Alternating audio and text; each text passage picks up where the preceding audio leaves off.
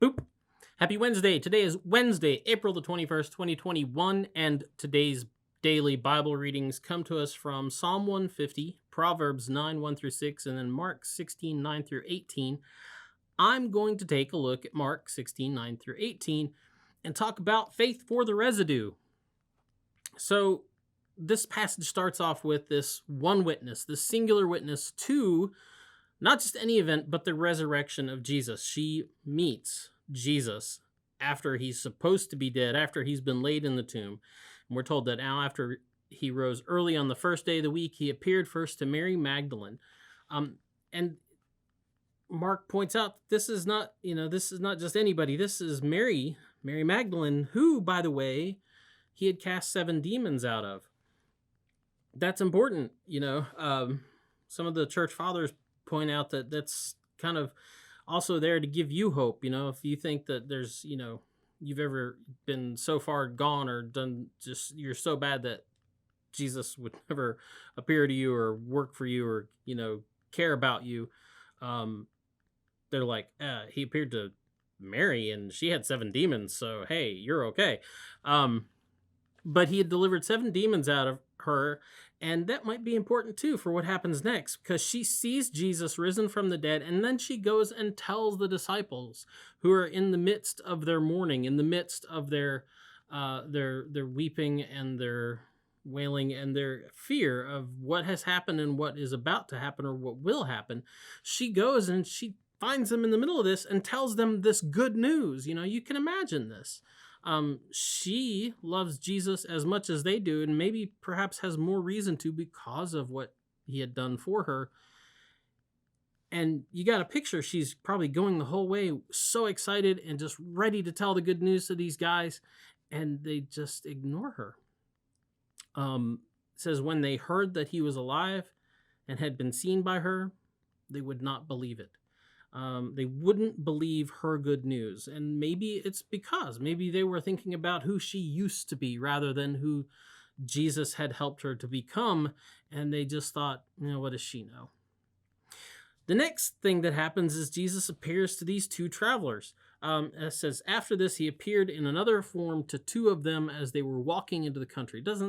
Mark doesn't give us details about who this was. You can kind of make some idea if you've read the other Gospels, which I know you have.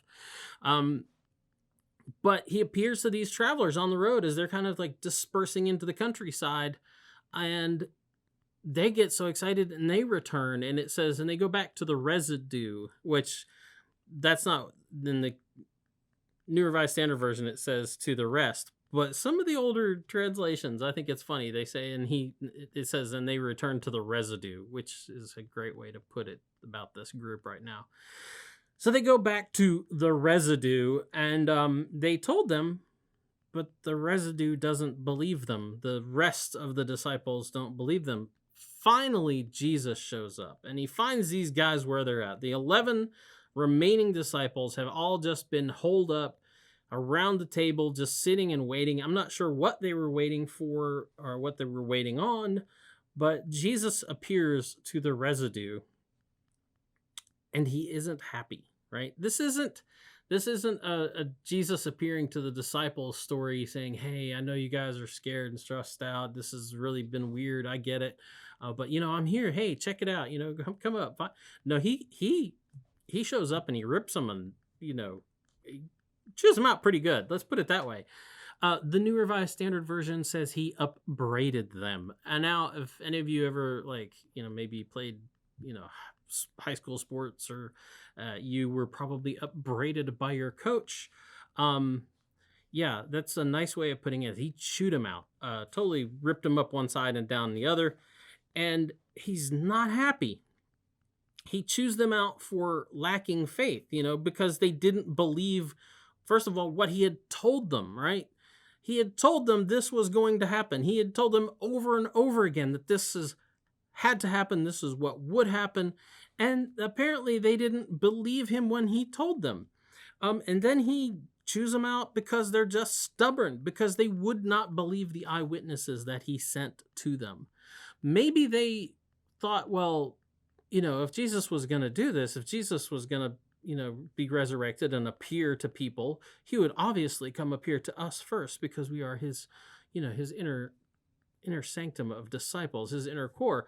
But no, he went and appeared to Mary, and then to these two travelers. And then finally he shows up to them, to the church people who were just sitting around waiting. The last word he says to them is get out. He's basically, get out of this room, go out and do your job. I mean, why didn't you would think maybe like when they heard the news, they would at least get up and get out of that room and maybe go look for themselves. But no, they just kind of sat around waiting on who knows what. And Jesus tells them the time is over for you to be sitting around. Get up and get out. Get out and do your job. Get out what I trained you for. That's his word to the church people. So anyway, that's the DBR for today. Get out, have a good day, enjoy the weather, and we'll be back tomorrow. Boop.